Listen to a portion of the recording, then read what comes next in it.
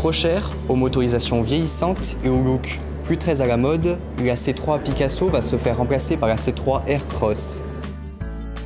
Il sera le second nouveau modèle de SUV à rentrer au sein de la gamme Citroën, un véhicule de 4,15 m de long pour une silhouette proche du Fiat 500L.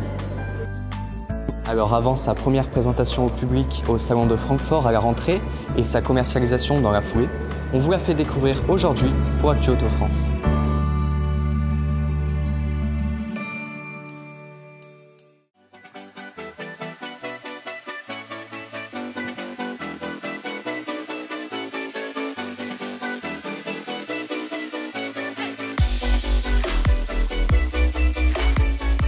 Affiché à plus de 18 000 € en entrée de gamme, équipé d'un moteur essence et copant d'un malus écologique, non, le C3 Picasso n'avait plus sa place au sein du marché du segment B.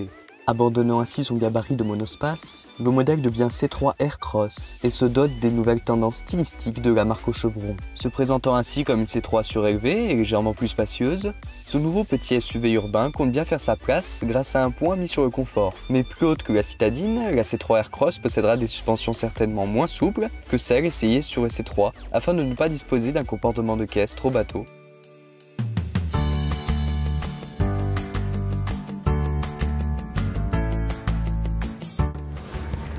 Clin d'œil historique pour le moins sympathique, la Citroën C3 Aircross reprendra un des composants, une custode rayée, laissant la place à la lumière de rentrer à l'intérieur du véhicule, notamment en place arrière, quelque chose qui nous a fait penser à la Citroën BX dans les années 80. À part ça, les équipes en charge du projet ont souhaité supprimer les air bumps, ces protections latérales en plastique qui renforçaient souvent cet esprit fun et décalé que portent les nouveaux modèles Citroën. Caractérisée par une base technique identique à celle de l'Opel Crossland X, la voiture emportera des motorisations de la C3, à savoir 2 blocs diesel de 100 et 120 chevaux, ainsi que 3 essences PureTech de 82, 110 et 130 chevaux, sous forme de 3 cylindres. En ayant pu tester les 2 premiers blocs essence sur la C3, on pourra certainement prévoir que le 82 chevaux devrait être assez léger pour le gabarit de l'auto, tant bien même qu'il sera bruyant en raison de sa composition de 3 cylindres qu'il faudra faire monter dans les tours pour exploiter sa puissance. Point décevant maintenant, la technologie hybride électrique de PSA ne sera pas installée sur la C3 Aircross. Uniquement disponible sur son grand frère, C5 Aircross, vendu en Chine dès cette année, ce sera un point négatif pour un véhicule se disant conçu pour la ville.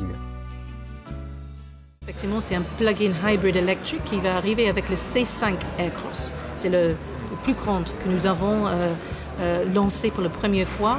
Aujourd'hui, c'est plutôt, on pense que c'est pour le SUV qui est un petit peu plus importante, plus grande, que évidemment il y a un match. Plus ronde, se voulant plus fun et plus jeune face à une Peugeot 2008 par exemple, Citroën cherche ainsi à se différencier de ses concurrentes sur un marché très concurrentiel. La C3 Aircross devra forcément faire ses preuves avant son lancement en octobre 2017. Le C3 Aircross, on a un SUV à l'extérieur avec toute la modularité et l'espace d'un MPV à l'intérieur. Après, c'est une question de attirer le client avec la modernité, avec le design et avec le confort. À l'intérieur, les sièges très accueillants de la citadine C3 reviennent à bord du SUV compact. Les différents choix de personnalisation, au nombre de 90, intérieur et extérieur, permettront d'ajouter une teinte biton à la carrosserie ou encore du tissu ou du cuir sur la planche de bord.